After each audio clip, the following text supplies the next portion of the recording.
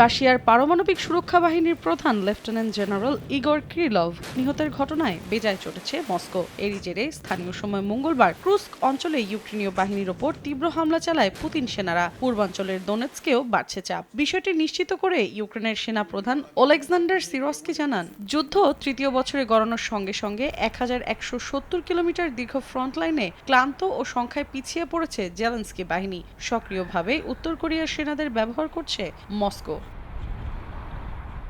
এরই মধ্যে লেফটেন্যান্ট জেনারেলের হত্যাকাণ্ডে কিয়েভকে চরম মূল্য দিতে হবে বলে হুঁশিয়ারি উচ্চারণ করেছেন রাশিয়ার নিরাপত্তা পরিষদের ডেপুটি চেয়ারম্যান দিমিত্রি মেদভেদেভ। বলেন, তদন্ত সবে শুরু হয়েছে। হত্যাকাণ্ডে জড়িতদের বের করে কিয়েভে থাকা মূল হোতাদের নিশ্চিহ্ন করা হবে।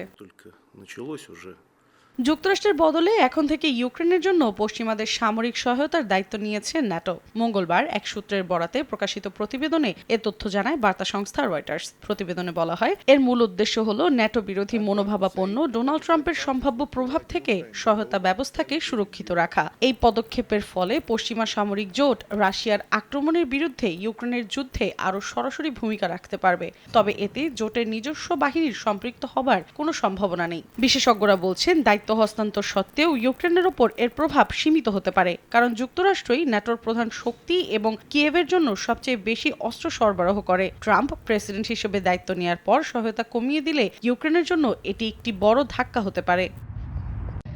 মৌসুমী সাথী, সময় সংবাদ।